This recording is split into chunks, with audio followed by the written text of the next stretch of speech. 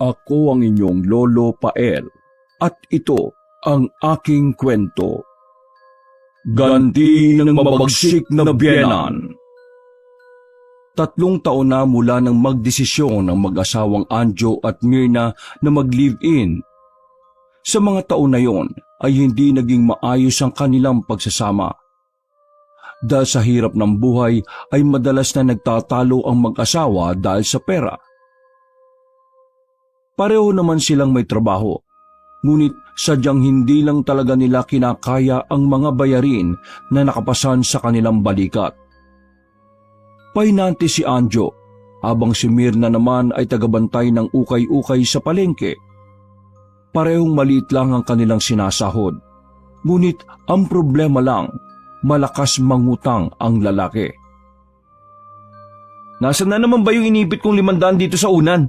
Pambayad ko kay paring Roger yun ha. Ikinalat ni Anjo ang mga unan at sapin sa higaan nang hindi makita ang hinahagilap. Kinuha ko na muna. Wala na tayong bigas eh.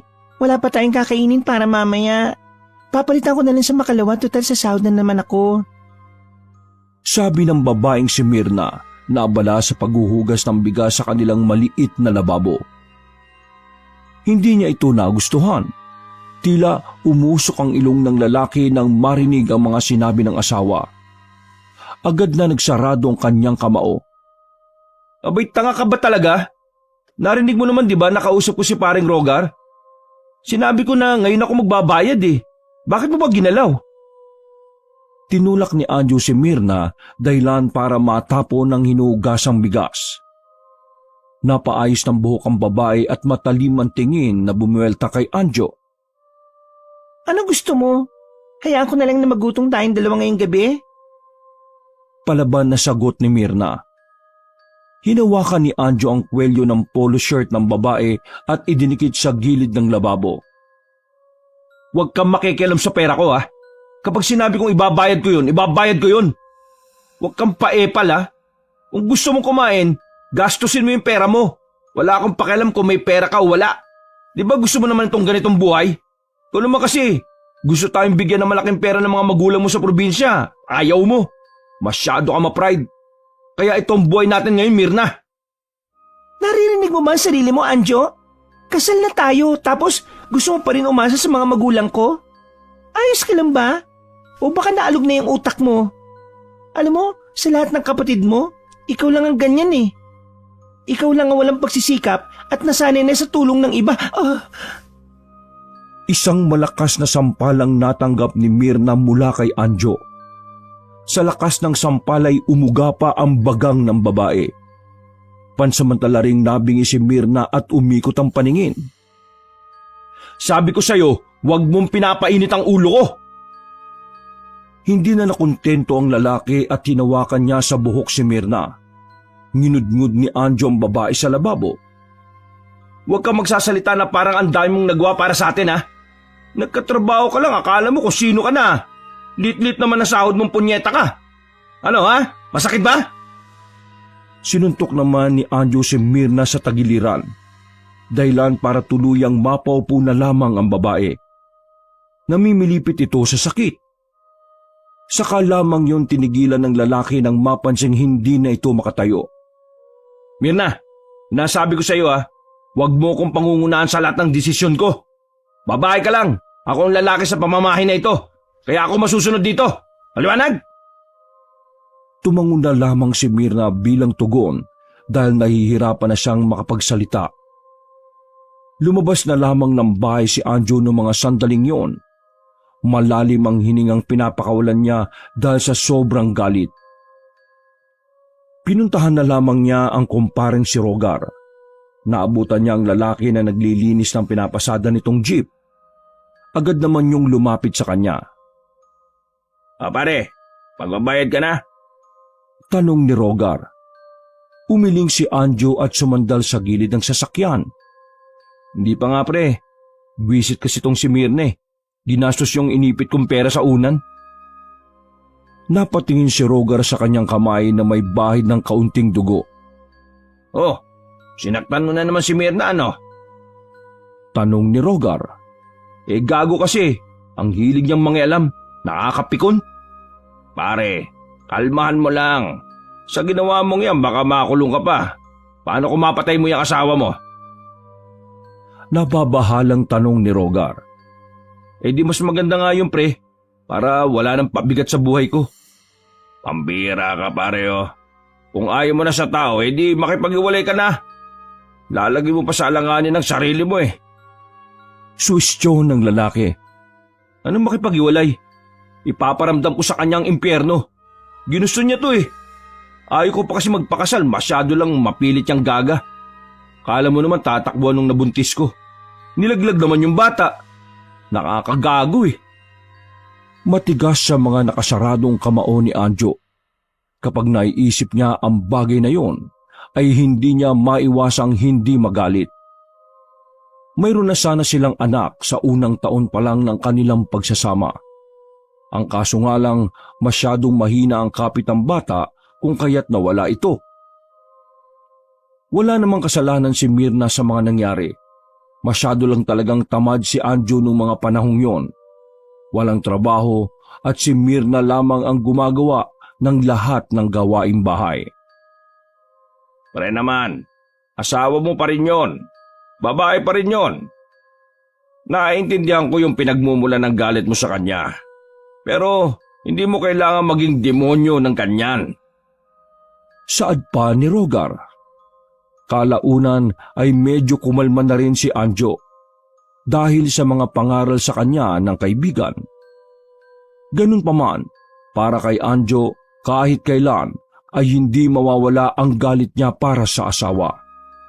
Si Mirna ang sinisisi niya kung bakit nagkaganon ang kanyang buhay. Nang makauwi na si Anjo sa kanilang bahay ay nakahanda na ang pagkain sa lamesa. Wala roon ang kanyang asawang si Mirna.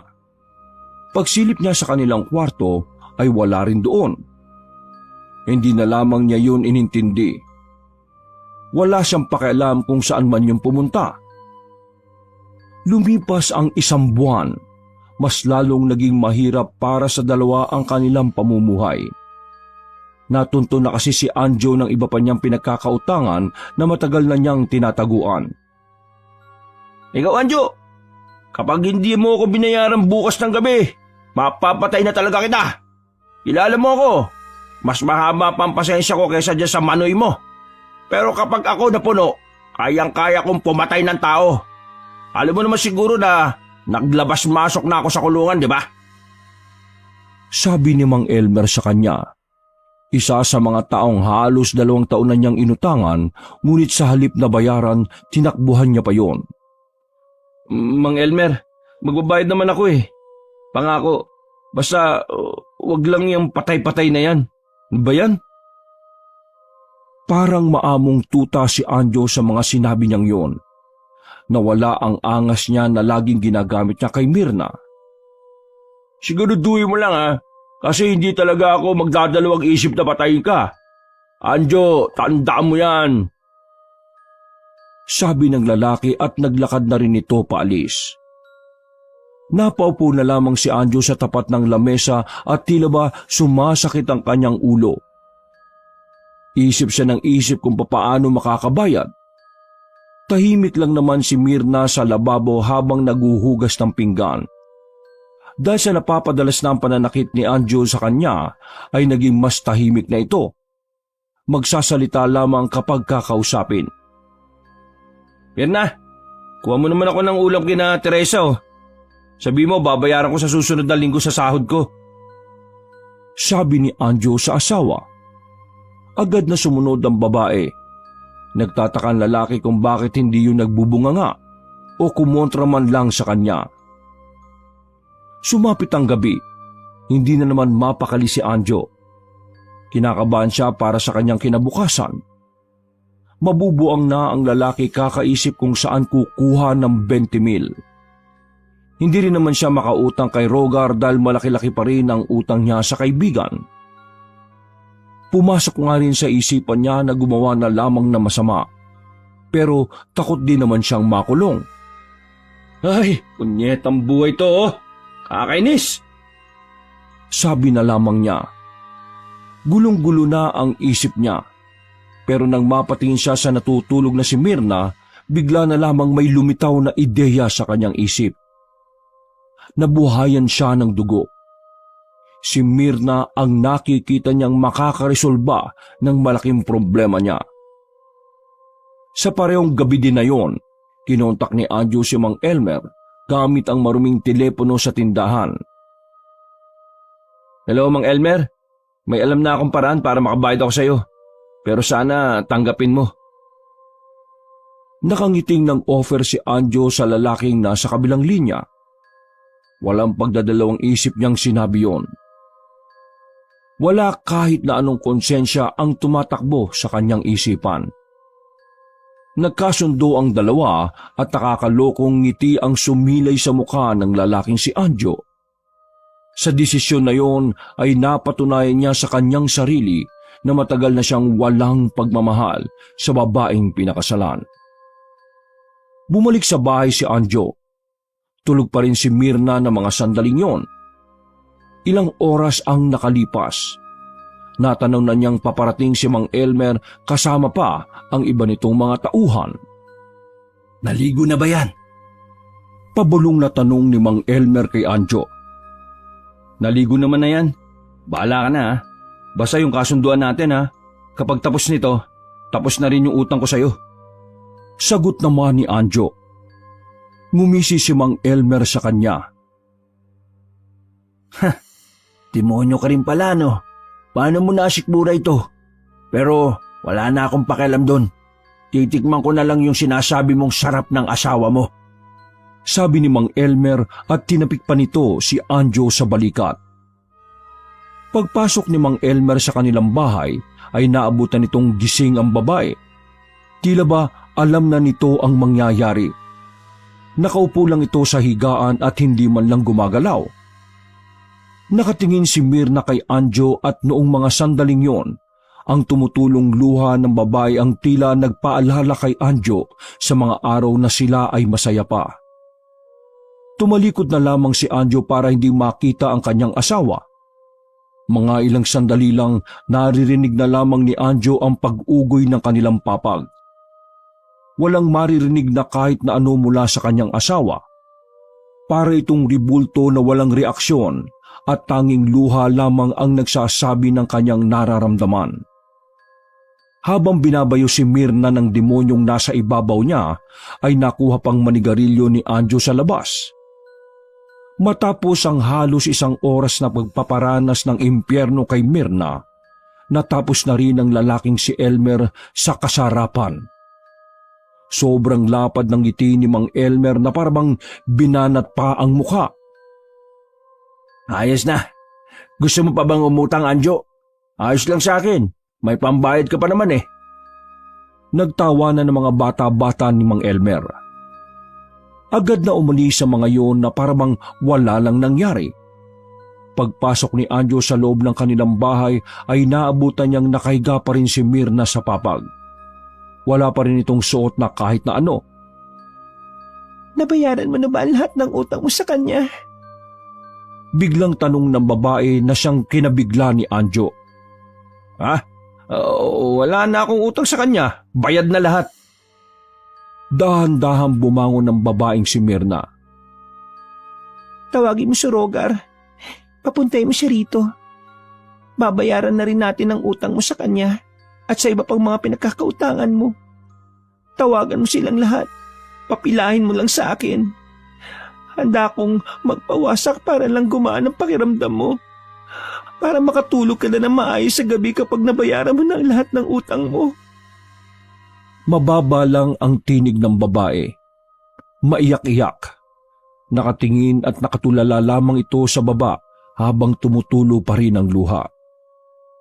Ginagago mo ba ako? Bakit? Ayaw mo ba? Tinutulungan na kita. Ang kailangan mo nalang gawin ay maging halang ang kaluluwa mo. Yun lang.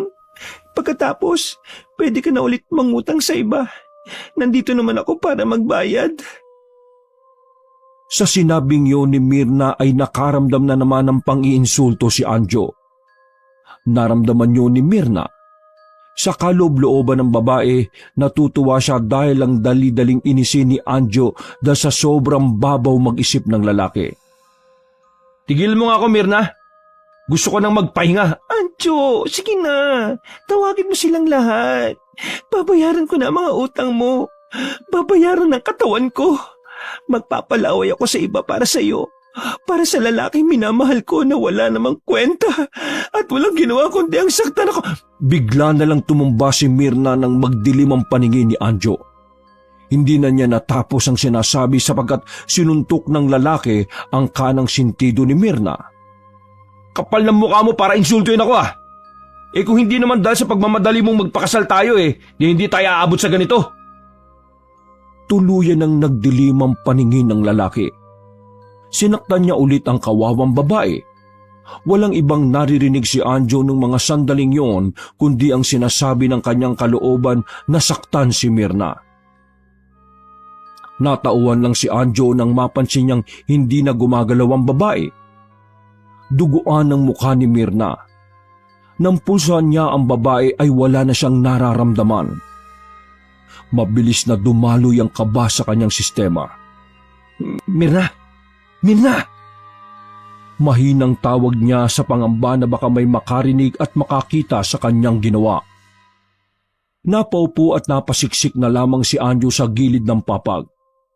Hindi ito makapaniwalang napatay niya ang kanyang asawa. Hindi. Wala akong ginawa. Wala akong ginawang masama.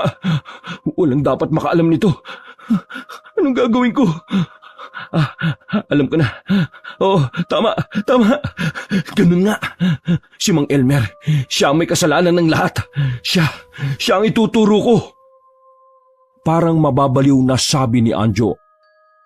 Sa mga sandaling yon ay sinimulan na niyang lokohin ang kanyang sarili. Iniwan niya ang asawa sa bahay. Makalipas ang halos isang oras ay napansin niya na may mga tao na sa kanilang bakuran. Anong nangyari? Tanong ni Anjo nang makalapit siya sa bakuran. Nako Anjo, ang asawa mo pinatay! Sabi ng isang babae. Tumakbo si Anjo papunta sa loob ng kanilang bahay. Naabutan niya ang mga pulis na siya rin ang palihim na tumawag.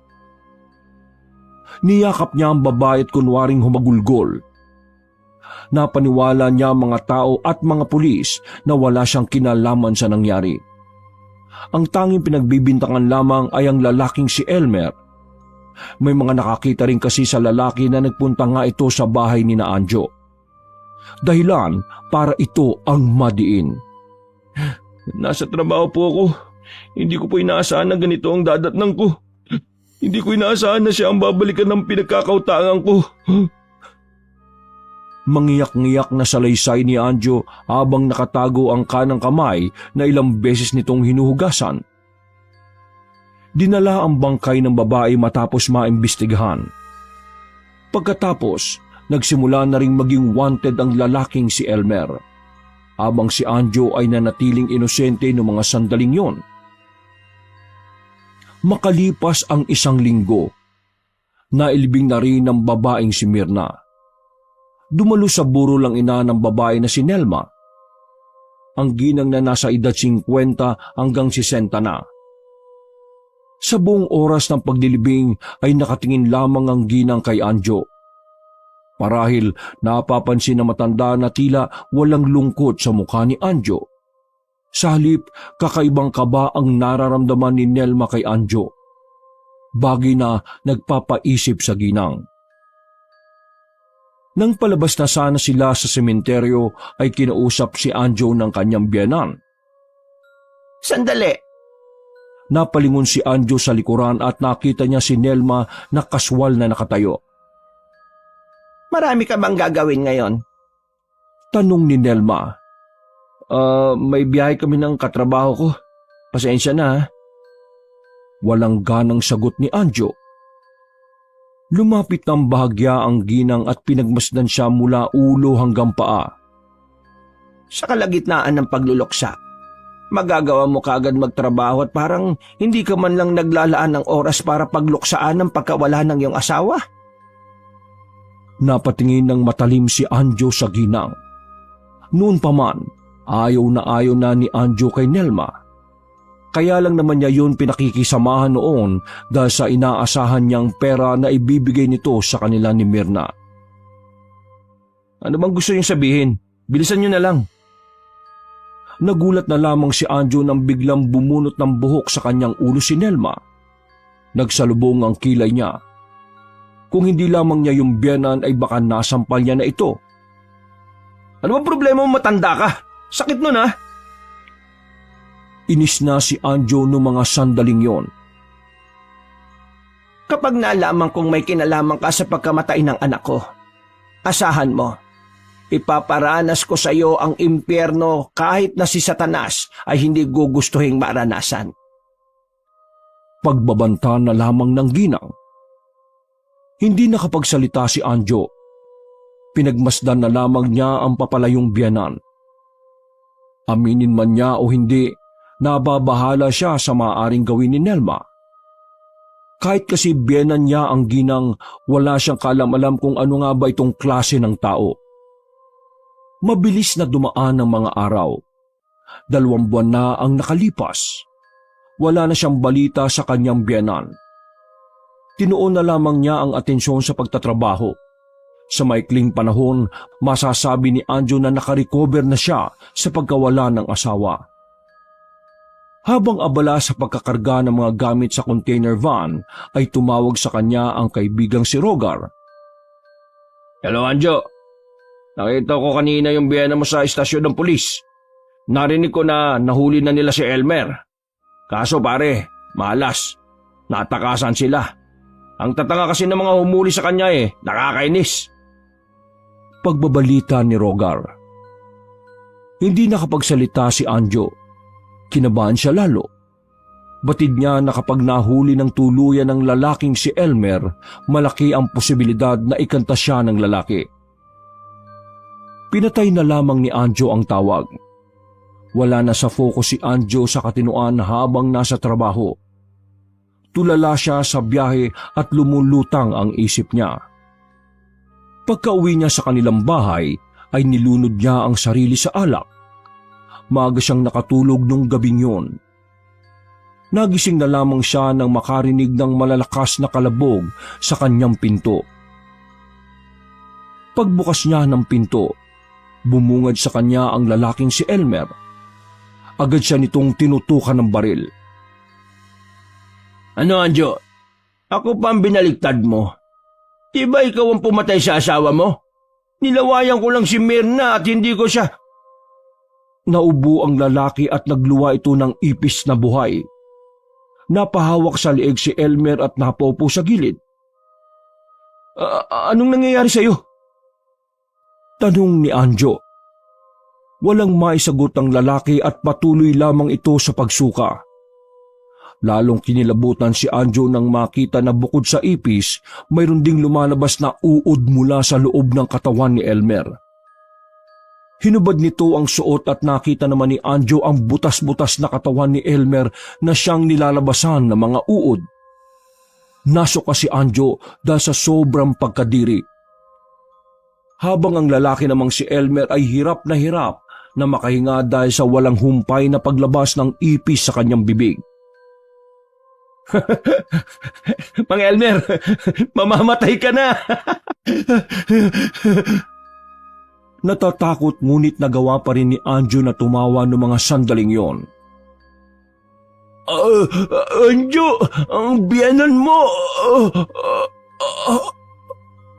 Hindi na naituloy pa ng lalaki ang kanyang sasabihin. Tuluyan na itong napahiga sa sahig. Nangingilo na lamang si Anjo habang pinagmamasdan niya ang uod at ipis na pinaghaharian ang katawan ni Elmer. Makalipas lang ang ilang sandali, hindi na gumagalaw si Elmer. Noong mga sandaling yon ay ang naisip na lang ni Anjo ay magsumbong sa malapit na istasyon ng mga pulis. Agad na hininga ng salaysay si Anjo. Pinalabas na lamang niya na may kung anong kakaibang sakit na dumapo kay Elmer.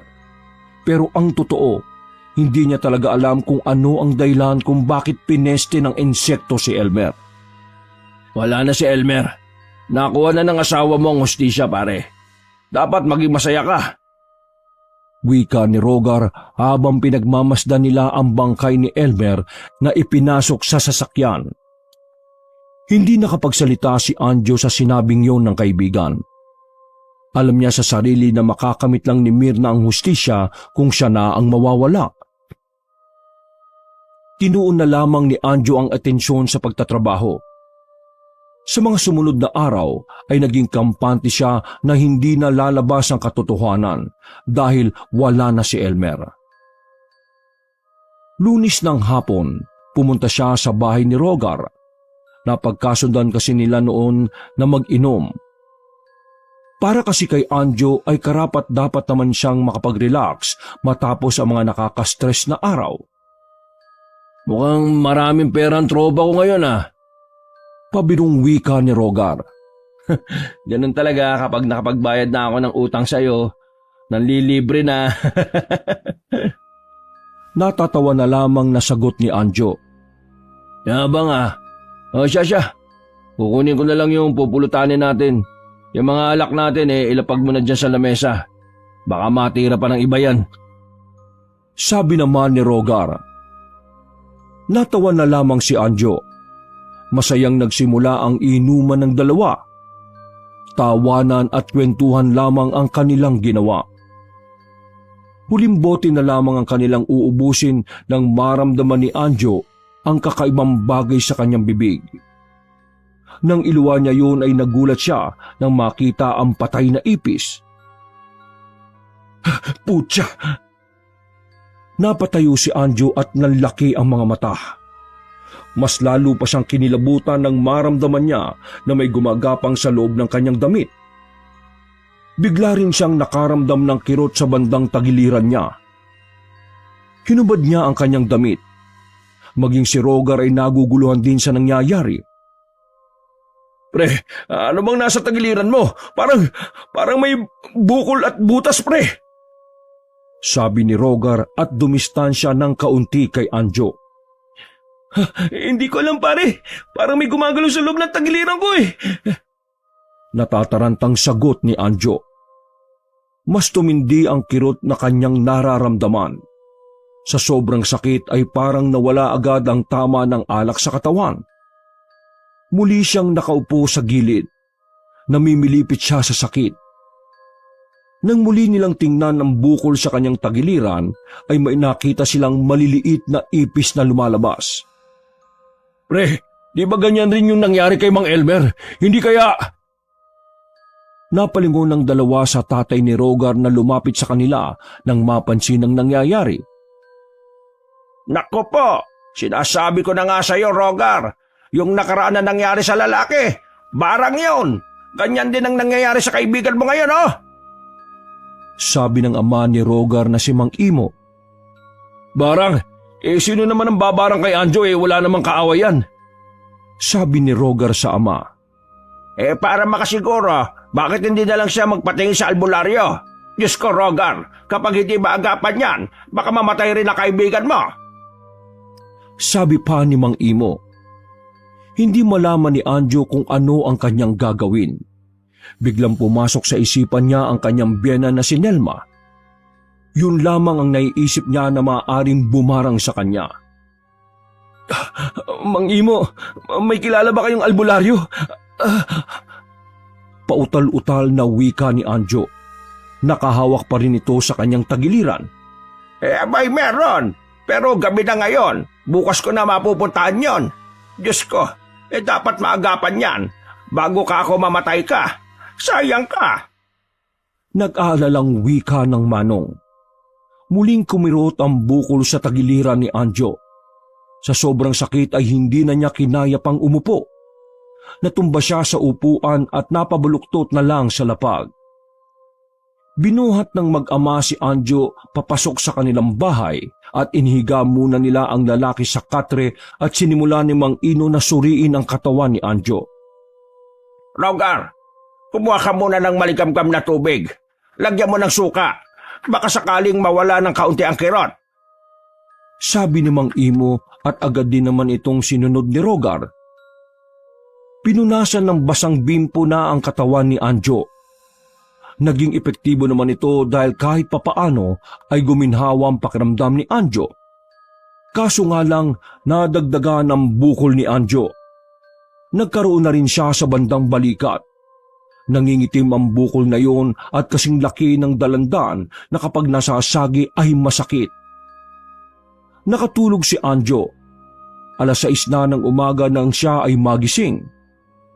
Pinilit niyang makabangon. Masakit ang ilang parte ng kanyang katawan. Kaya naman napasandal na lang siya sa pader. Oh, gising ka na pala. Maya-maya lang pre, babalik na si Papa. Kasama na niya yung albularyo na titingin sa'yo. Sabi ni Rogar at inabot sa kanya ang pagkain na pang-almusal. Pre, pasensya ka na ha. Kayo pa ang naabala sa nangyayari sa akin. Pabigat pa ako sa inyo ngayon. Sabi naman ni Anjo. Natawa na lamang si Rogar. Ano ka ba naman? Siyempre, tropa tayo. Saka, naiintindihan kita. Alam kong nagluluksa ka pa rin sa pagkawala ng asawa mo. Kaya mas maganda na rin na meron kang kadamay. Huwag mo kaming isipin. Masaya kami ni Papa sa ginagawa namin na ito. Nakangiting wika ni Rogar. Napangiti na lang din si Anjo kahit na mabigat na naman ang kanyang pakiramdam.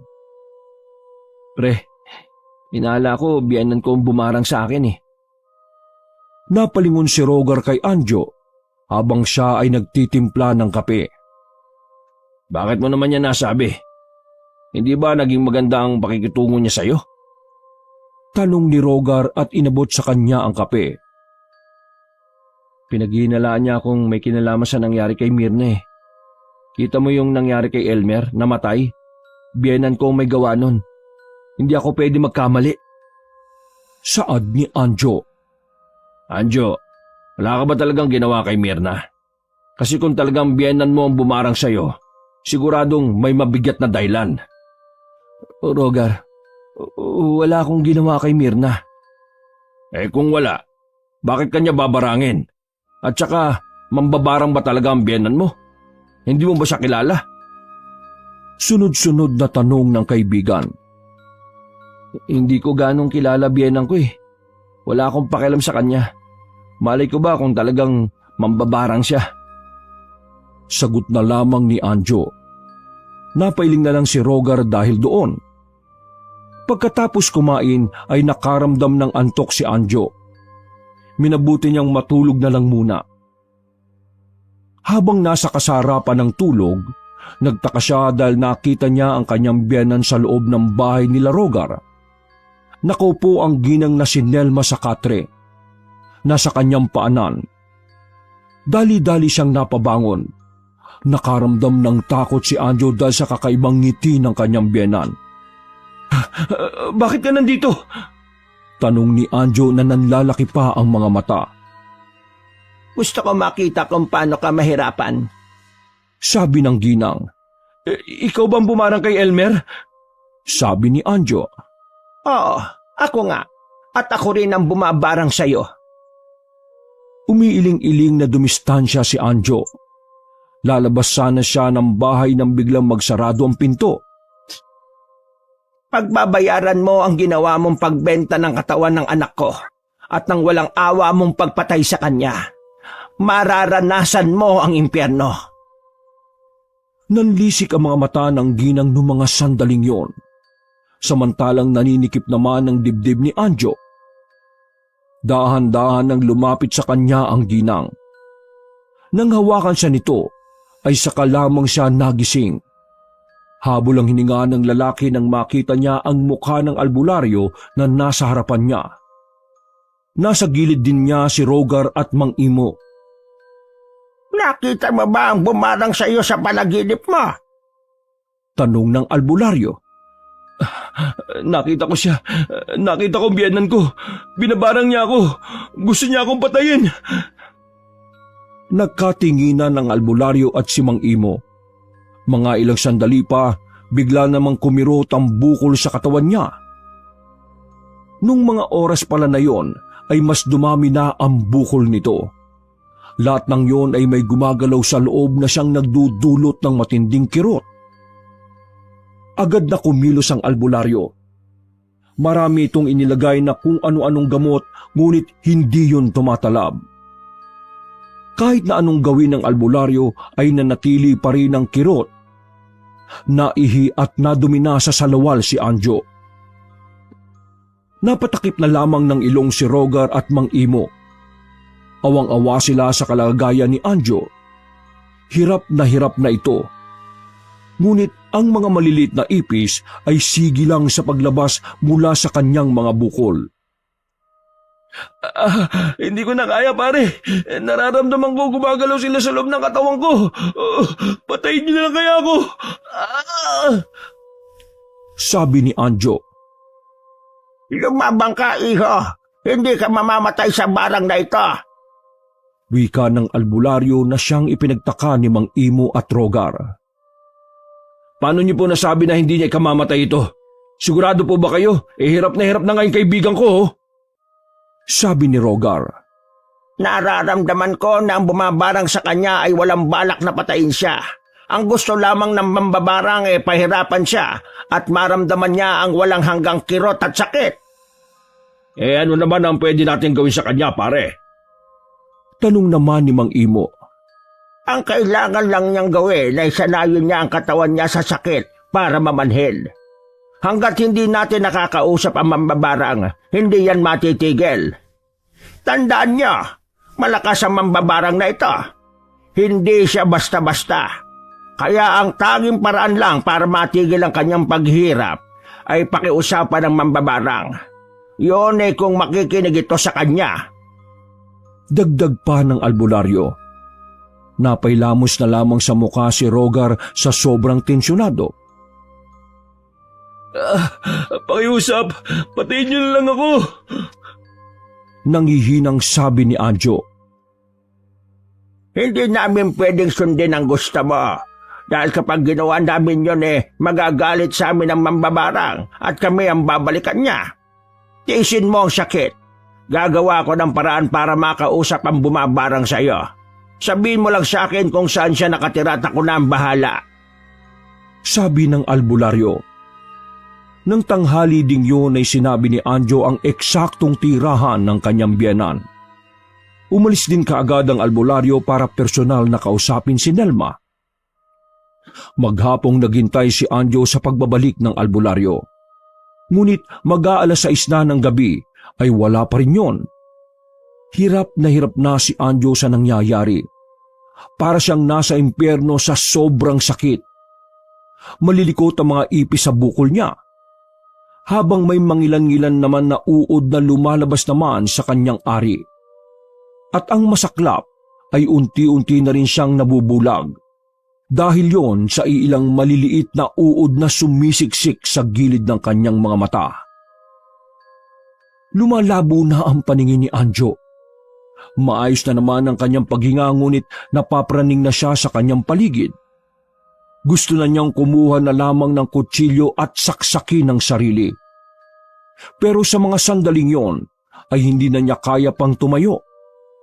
Nakaratay na lamang siya sa higaan at dinadama ang mga lumalabas na ipis at uod sa kanyang katawan. Pagsapit ng 9:00 ng gabi, bumalik na ang albularyo. Kasama nito ang ginang na sobrang pamilyar kay Anjo. Nanlalaki ang mata ng lalaki nang makita si Nelma na nakatayo sa kanyang harapan. Pre, sino ang taong yan? Tanong ni Mang Imo sa albularyo. Siya ang bumarang sa lalaking yan. Gusto niyang makita ang lalaki, kaya dinala ko siya dito sa pagbabakasakali na magbago ang isip niya. Sabi ng albularyo. Dahil awang-awa na si Rogar sa kanyang kaibigan, naglakas loob na lang itong lumapit sa ginang at nakiusap. Magandang hapon po, ma'am. Nakikiusap po ako. Alisin niyo na po yung barang sa katawan niya. Pinagbabayaran at pinagsisisihan na po ni Anjo kung ano man ang nagawa niya. Maawa na po kayo sa kanya. Sabi ni Rogar. Ang barang ay hindi kulam na pwede pang bawiin. Kapag napakawalan na ang insekto sa garapon at lumipat na sa katawan ng tao, ay hindi na ito maaaring bawiin. Pero alam ko kung papaano siya gagamutin. Sa kasamaang palad, wala akong balak na gamutin siya. Nandito lamang ako para personal na pagmasdan kung papaano naghihirap ang lalaking ito. Sabi ng ginang. Mawalang galang na po. Pero ano po bang kasalanan sa inyo ni Anjo? Matalim ang tingin na ipinukol ng ginang kay Rogar. Kaibigan mo siya. Hindi mo ba alam na siya ang pumatay sa anak kong si Merna? Siya ang nagpahirap sa anak ko. Mula nang bumukod sila, laging sinasabi sa akin ni Mirna na pinahihirapan na siya ng asawa niyang ito. Minamaltrato. Tinuturing na hayop. Bago niya patayin sa bugbog ang anak ko, ay ipinambayad muna niya ang katawan ni Mirna sa ibang lalaki. Napakahayop ng taong yan. Ngayon, sabihin mo sa akin kung karapat dapat ko pa ba siyang patawarin. Ang gusto ko ay habang buhay lang siyang nahihirapan. Hindi siya dapat mamatay. Nanamnamin niya lang ang paghihirap hanggat sa mapagtanto niya na nasa impyerno na siya. Galit na galit ang tinig ng ginang. Kinilabutan naman si Rogar sa lahat ng kanyang nalaman. Napanganga na lamang siya at napatingin kay Anjo na nung mga sandaling yon ay napaiyak na lamang at tumungo. Tila ba inaamin na nito ang kanyang nagawa? Ganun pa man, buo na ang desisyon ng ginang na si Nelma. Hindi niya tutulungan si Anjo. Tulad nga ng sinabi nito, mas magiging masaya siya na nakikita na nagdurusa ang lalaki kaysa mamatay ito kaagad. Umalis ang ginang at tuluyan na silang nawala ng pag-asa. Kahit ang albularyo ay napailing na lang. Lumipas pa ang ilang mga araw at nanatili si Anjo sa poder ng mag-amang Imo at Rogar. Si Rogar ang madalas na nag-aasikaso kay Anjo dahil naalis ang kanyang ama para magtrabaho. Pansamantala na ring huminto muna si Rogar sa trabaho para matulungan ang kanyang kaibigang nagdurusa. Pre, inilabas na ng may-ari ng inuupahan mo yung mga gamit nyo. Kinuha ko yung mga importante mong gamit. Tinala ko rito kaso nasa labas pa. Pero ipapasok ko rin maya-maya. Sabi ni Rogar kay Anjo na pagtango lamang ang kayang gawin. Tumayo si Anjo at sandaling may kinuha sa kusina. Pre, alam ko hirap na hirap ka na. Nabubulok na rin yung ibang parte ng katawan mo pero buhay ka pa rin. Pero gusto kitang tulungan. Yun nga lang hindi ko alam kung paano ka ba makakasurvive. Kaya sana makatulong ito. Sabi ni Rogar. Pinakita niya kay Anjo ang isang botelya na sa unang tingin pa lang ay mababatid ng hindi yun pwedeng inumin. Magpahinga ka na pare. Naiiyak na sabi ni Rogar. Hindi niya alam na siya pa pala ang tatapos sa paghihirap ng kaibigan. Kusang ibinuka ni Anjo ang kanyang bibig. Sa huling sandali ay nagawa nitong ngumiti kay Rogar bilang tanda ng kanyang pasasalamat. Ang kwentong ito ay isang patunay na ang mga ginagawang hindi maganda ay may katumbas na kaparusahan at lahat ng baho ay sisingaw at may mga kasalanan rin na dapat mong pagbayaran. Wakas! Ako ang inyong Lolo Pael.